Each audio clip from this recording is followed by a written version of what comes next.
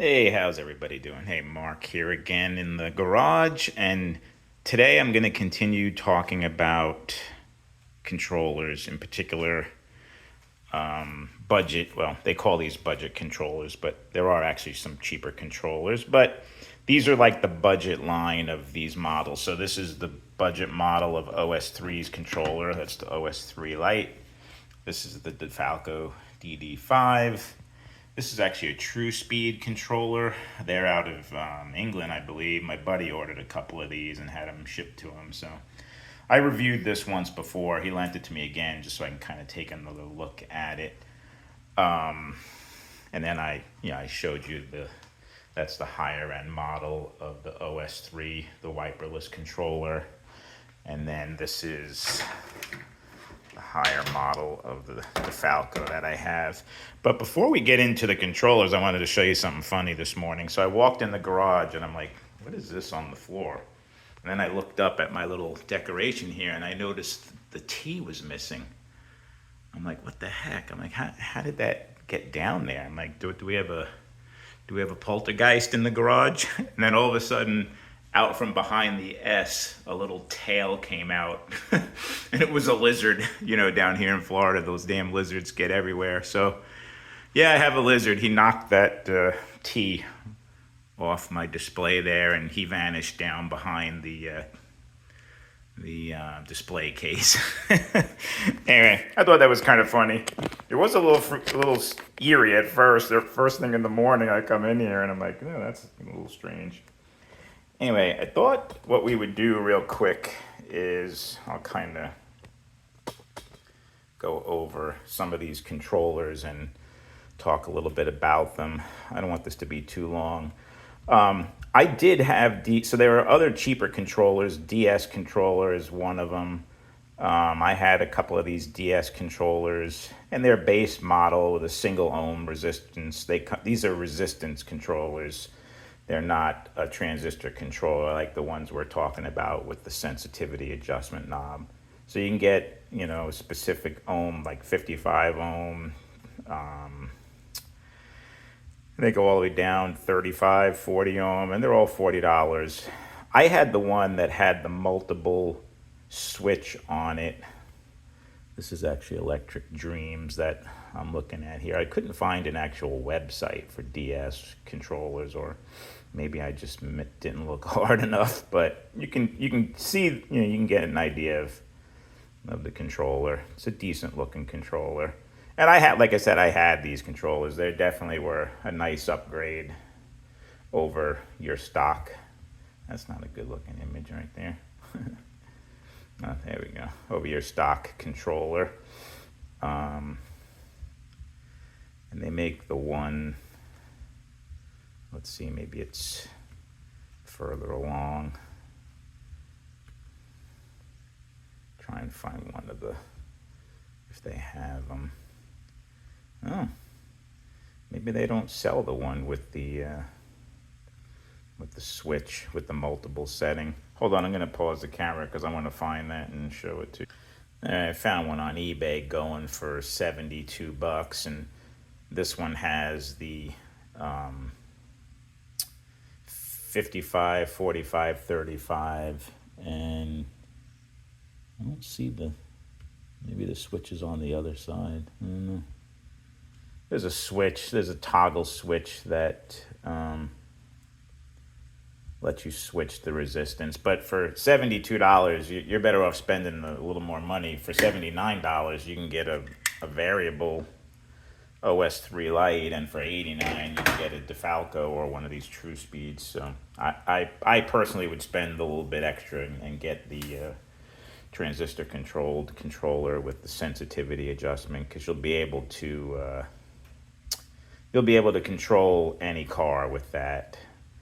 Professor Motor is another one that makes affordable controllers.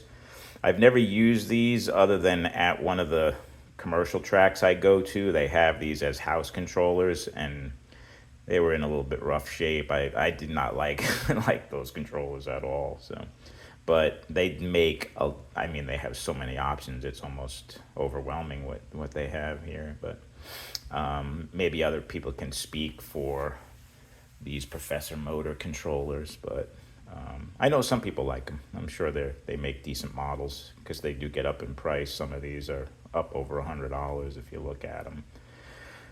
But we're going to talk about the ones I have here, which is the Difalco DD505.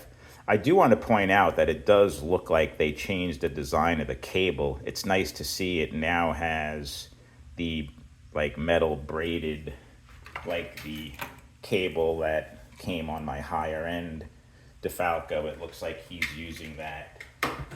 Jim Difalco is using that on the 505 now, compared to mine is an earlier when these first came out, and it just has these thin wires. I wasn't too crazy about this wire.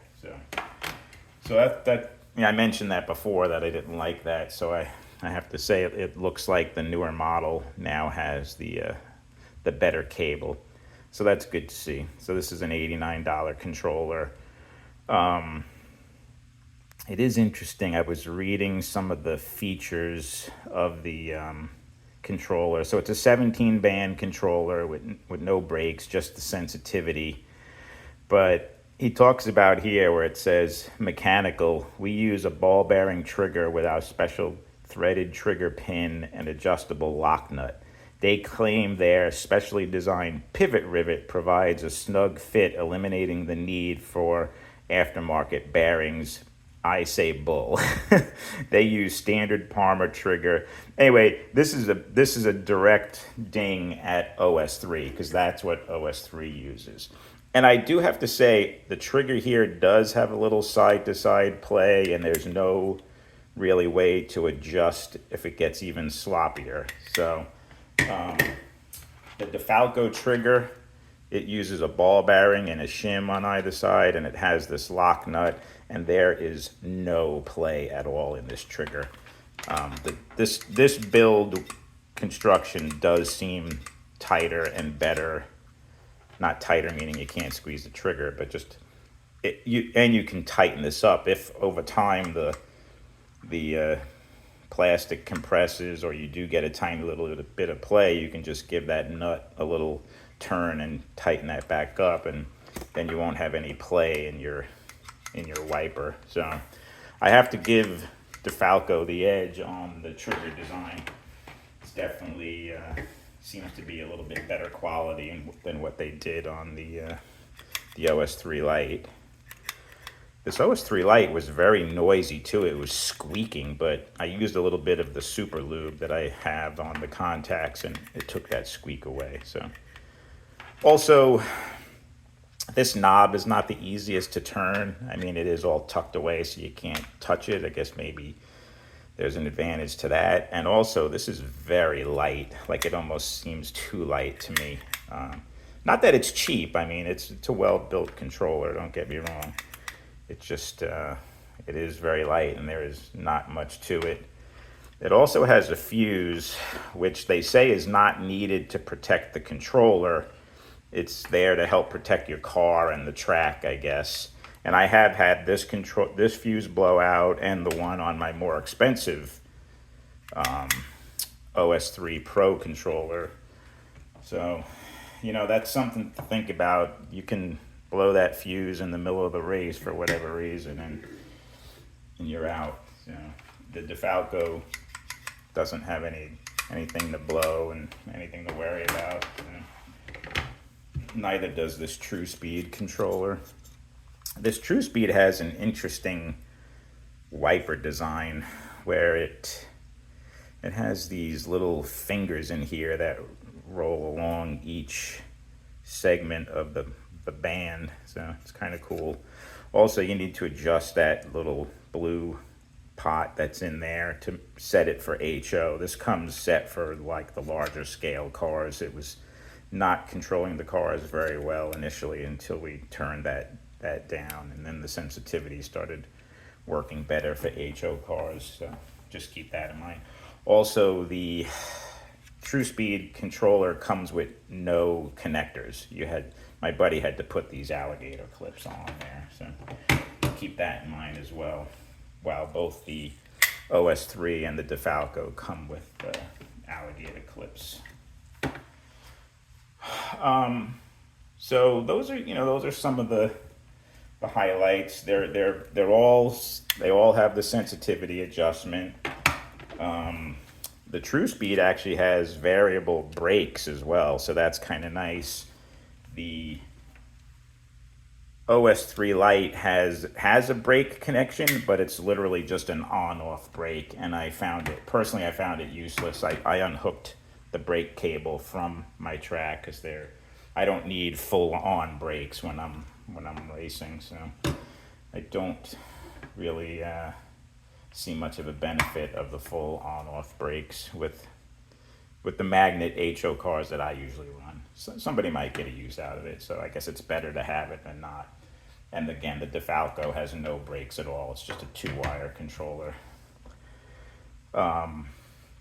This is the same price as the Difalco, $89 controller. It's a transistor control. There's 2 transistors, one for the sensitivity and one for the braking. So it's interesting. It's an interesting design. I've commented before how I find this trigger to be just a little bit stiff and not quite as smooth to me. It's not horrible, don't get me wrong. It's a well-built controller. It just compared to my Difalco, which I'm used to, and even the OS3, which has a lighter spring, I guess. This does have an adjustment where you can turn that little screw there and it pulls the spring up or back to give it even more tension. I have it on the lightest you can go to make the trigger the loosest. And they do have an extra trigger that it comes with. It comes with a longer trigger, so you could do 2-finger on these TruSpeed controllers.